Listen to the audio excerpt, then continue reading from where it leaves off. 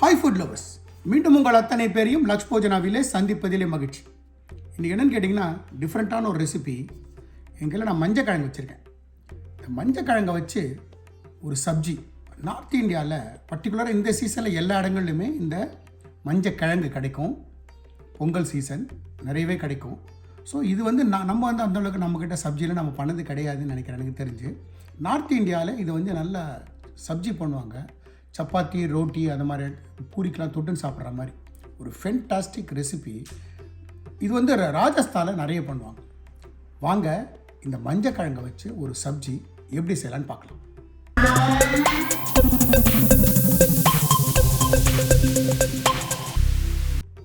மஞ்சக்கிழங்கு இருக்குது. நான் பார்த்தீங்கன்னா என்னோடய டேபிள் டாப் மேலே பிளாஸ்டிக் ஷீட் போட்டிருக்கேன், கையில் உர போட்டிருக்கேன். ஏன்னா கம்ப்ளீட்டாக நீங்கள் பண்ணுற இடம்லாம் மஞ்சள் ஆகிடும். அதனால் இந்த ஸ்டெப்பை ரொம்ப கேர்ஃபுல்லாக ஃபாலோ பண்ணுங்கள். கையில் ஒரு க்ளவுஸ் போட்டுக்கோங்க. டேபிள் டாப்பில் இந்த மாதிரி ஒரு ரேப் பண்ணிட்டுங்க. மேலே வந்து மஞ்சள் கிழங்கு விழுந்தால் கூட ஒன்றும் ஆகக்கூடாது, கலர் மாறக்கூடாது. இப்போது எங்கிட்ட இருக்கிற மஞ்சள் கிழங்கு இருக்குல்ல, இந்த மஞ்சள் கிழங்கோட தோல் இந்த மாதிரி சீச்சிருங்க.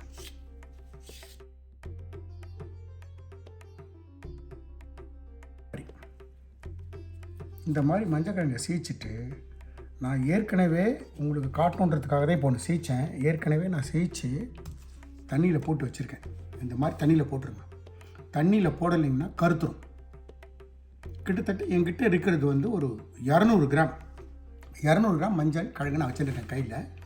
நான் எல்லாத்தையும் பீல் பண்ணிவிட்டு அடுத்த ஸ்டெப் என்னென்னு உங்களுக்கு நான் காட்டுறேன். இந்த மாதிரி இந்த மஞ்சள்லேருந்து இந்த தோல் எடுத்துருக்கோம். இந்த தோல் கூட பெண்களுக்கு ஒரு சின்ன டிப்பு, இதை வந்து வேஸ்ட் பண்ண வேண்டாம். இந்த தோல் கூட ஒரு ஸ்பூன் கடலை மாவு, ஒரு ஸ்பூன் தயிர் போட்டு மிக்சியில் நல்லா விழுமூன்னு அரைச்சிருங்க. அரைச்சிட்டு குளிக்கிறதுக்கு முன்னாடி ஃபேஸ் பேக் மாதிரி போட்டுக்கோங்க. மூஞ்சியில் வந்து 10 நிமிஷம் ஊறுங்க.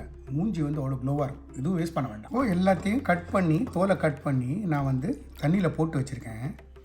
இந்த தண்ணியில் போட்டு வச்சுருக்கிறத இந்த மாதிரி ஒரு சீவல் இருக்குல்ல, இந்த சீவலில் இது சின்னது, அதுக்கு அடுத்தது பெருசு. இந்த பெரிய சீவலில் போட்டு துருவுங்க.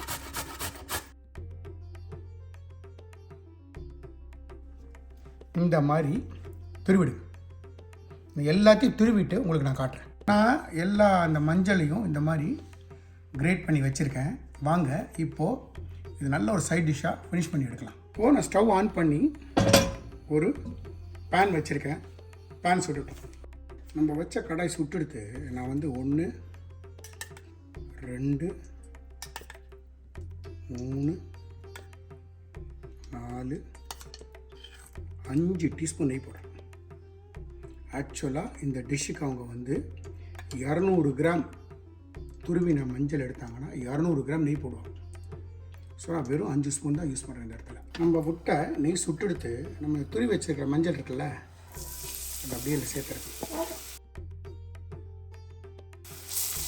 சேர்த்துட்டு லோ ஃப்ளேமில் இதை நல்லா ஃப்ரை பண்ணு. இந்த ப்ராசஸ் ரொம்ப ரொம்ப ரொம்ப ரொம்ப ரொம்ப முக்கியம்.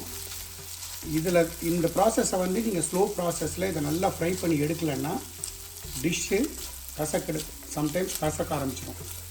அதனால் ஸ்லோ ப்ராசஸில் இந்த மஞ்சளை வந்து இந்த நெய்யில் நல்லா ரோஸ்ட் பண்ணும். இந்த மாதிரி லோ ஃப்ளேமில் பொறுமையாக இதை நல்லா ரோஸ்ட் பண்ணி எடுங்க. நம்ம வாழைக்காய், உருளைக்கிழங்குலாம் போடும்போது எப்படி அடியில் உட்காரும். அப்புறம் நம்ம சுரண்டி எடுத்துக்கலாம், ஒன்றும் தப்பு இல்லை. இதோட மஞ்சள் பார்த்திங்கன்னா நல்லா ரோஸ்ட் ஆகிருக்கு. ஸோ நான் இப்போ என்ன பண்ணுறேன், ஸ்டவ் ஆஃப் பண்ணிடுறேன். ஸ்டவ் ஆஃப் பண்ணிவிட்டு பொறுமையாக இதை ஒரு பிளேட்டுக்கு மாற்றிடுங்க. நான் மாற்றிட்டு உங்களுக்கு நான் காட்டுறேன். இப்போது மஞ்சள் இது மாதிரி நல்லா ஃப்ரை பண்ணி எடுத்து வச்சுட்டேன். நான் இப்போ ஸ்டவ் ஆன் பண்ணி நம்ம அந்த மஞ்சள் வறுத்தோம்ல, அந்த நெய் எடுத்து சேர்த்துருக்கேன். அது கூடவே ஒரு 1.5 டீஸ்பூன் நெய் சேர்த்துக்கிறேன்.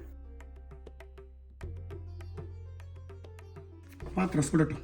இப்போ என் கையில் ஒரு 4 பச்சை மிளகா கட் பண்ணி வச்சுருக்கேன், ஒரு 3 பூண்டு கட் பண்ணி வச்சுருக்கேன், ஒரு சிறு துண்டு இஞ்சி. இதை வந்து மிக்சியில் போட்டு நான் ஒரு குறைன்னு அரைச்சிக்கிறேன். இல்லை உங்கள்கிட்ட அந்த இடிக்கிறது இருந்தால் இடித்து கூட வச்சுக்கலாம். நல்லா சுட்டெடுத்து நான் ஜீரகம் சேர்த்துக்கிறேன். 1/4 டீஸ்பூன். ஜீரகம் பொரியட்டும். இப்போ ஜீரகம் நல்லா பொரிஞ்செடுத்து இன்னும் கொஞ்சமாக பெருங்காயம்.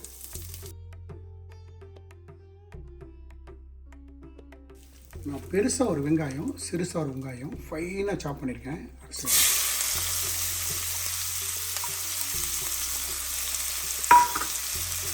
ஃப்ளேம் லோலியே இருக்குது.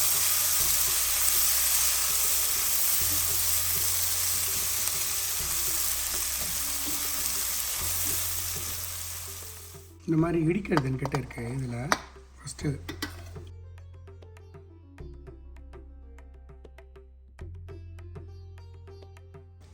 அது கூடவே பூண்டு, இஞ்சி எல்லாத்தையும் போட்டு நான் ஃபைனாக இடிச்சுட்டு உங்களுக்கு காட்டுறேன். இந்த மாதிரி ஃபைனாக இடித்து வச்சுக்கோங்க. நம்மளோட வெங்காயம் நல்லா கோல்டன் கலர் மாதிரி வந்துட்டுருக்கு. இந்த ஸ்டேஜில் நம்ம இடித்து வச்சுருக்கோம்ல பூண்டு, இஞ்சி, அதை சேர்க்கணும்.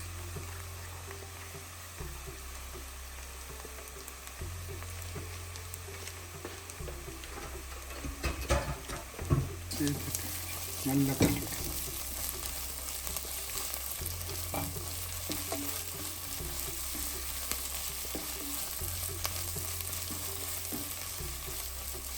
இதையும் நல்ல லோ ஃப்ளேமில் இந்த பச்சை மிளகாய், இஞ்சி, பூண்டோட வாசனை போகிற வரைக்கும் வெங்காயத்தோடு சேர்ந்து நல்லா வதக்கணும். ஃப்ளேம் எக்காரத்தை கொண்டு ஹை பண்ணாதீங்க, லோ ஃப்ளேம்லேயே பண்ணுங்க. நான் வந்து இந்த ஸ்பூனில் ஒரு 3 ஸ்பூன் கெட்டியான தயிர் எடுத்துட்டுருக்கேன். இந்த தயிரில் காஷ்மீரி ரெட் சில்லி சின்னதாக 1 ஸ்பூன், நார்மல் நம்மளோட மிளகாத்தூள் 1 ஸ்பூன், இந்த சின்ன ஸ்பூனில் 1, 2 தனியாத்தூள் போட்டுட்டு இதை நல்லா இந்த தயிரில் மிக்ஸ் பண்ணுறேன். லம்ஸ் இல்லாமல் இந்த மாதிரி நல்லா பீட் பண்ணி வச்சுக்கணும். இந்த ஸ்டேஜில் நான் இந்த நெய்யில் ஃப்ரை பண்ண முந்திரி பருப்பு வச்சுருக்கேன். இது ஆப்ஷன். ஸோ முந்திரி பருப்பை ஃப்ரை பண்ண முந்திரி பருப்பை சேர்த்துட்டு ஒரே ஒரு தக்காளி ஃபைனாக கட் பண்ணி வச்சுருக்கேன், அதையும் சேர்த்துறேன்.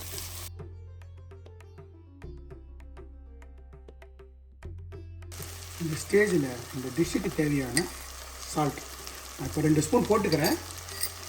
அதுக்கப்புறம் தேவைப்பட்டால் மறுபடியும் சேர்த்து. இப்போது நம்மளோட கிரேவி தக்காளிலாம் நல்லா மஷியாக குக்காக இருக்குது. நான் ஃப்ளேமை வந்து கம்ப்ளீட்டாக ஸ்லோ பண்ணிடுறேன். ஸ்லோ பண்ணிவிட்டு நம்ம இந்த தயிரில் வந்து அரைச்சி கலக்கி வச்சோம்ல மிளகாத்தூள், தனியாத்தூள், அதை சேர்த்துறேன். சேர்த்துட்டு கை விடாமல் இதை நல்லா இதை கலக்கிடுங்க. ஒரு 2 to 3 மினிட்ஸு இந்த தயிரோட பச்சை வாசனை, இந்த மசாலாவோட பச்சை வாசனை போகிற வரைக்கும் இதை மறுபடியும் குக் பண்ணுங்க. நான் ஃப்ளேமை கொஞ்சம் இன்க்ரீஸ் பண்ணிக்கிறேன்.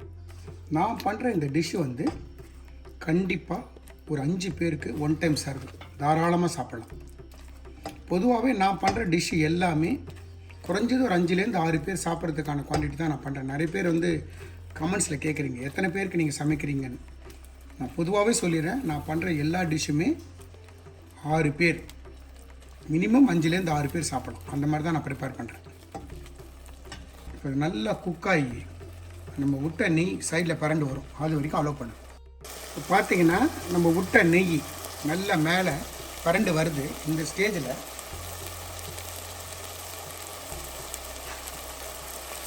ஒரு கப்பு நிறைய ஃப்ரோசன் பச்சை பட்டாணி வச்சுருக்கேன். இது வந்து ஃப்ரோசன் பட்டாணியை யூஸ் பண்ணுறேன்.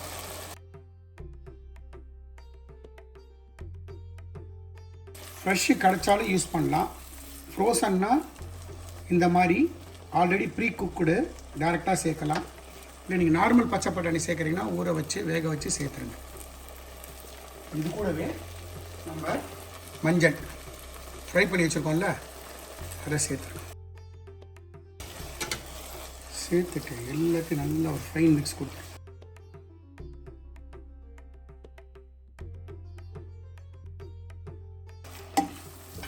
இந்த ஸ்டேஜில் நான் வந்து ஒரு டம்ளர் ஹாட் வாட்டர் சேர்க்குறேன்.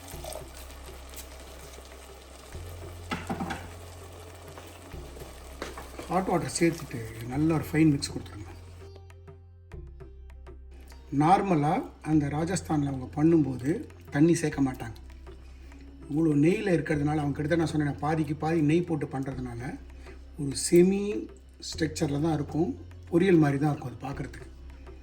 பட் நமக்கு நெய் கம்மியாக போட்டிருக்கிறதும் அதே நேரத்தில் நெய்யோட அந்த வழவழப்பு தன்மை நீக்கிறதுக்கும் இந்த தண்ணி கொதிக்கிற தண்ணி போட்டு நல்ல ஒரு கொதி விட்டுட்டோம்னா ஃபஸ்ட் கிளாஸ் ஆகும். தண்ணி விட்டுட்டு இந்த மாதிரி ஒரு மூடி போட்டு அதை குக் பண்ணுங்கள். ஒரு 5 to 10 minutes நம்மளோட லோ டு மீடியம் வச்சுக்கோங்க. எண்ணெய் நம்ம விட்ட நெய் வந்து பரண்டு வெளியில் வரும், அந்த ஸ்டேஜ் வரைக்கும் குக் பண்ணுங்க. பார்த்தீங்களா, நல்லா நம்ம விட்ட நெய் மேலே நல்லா பரண்டு வருது. இந்த ஸ்டேஜில் நான் டேஸ்ட் பண்ணி பார்த்துட்டேன், எனக்கு கொஞ்சம் உப்பு தேவைப்படுது. இந்த சின்ன ஸ்பூனில் ஒரு 1.5 ஸ்பூன் உப்பு போட்டு இதை நல்ல ஒரு கலர் விட்டுருங்க.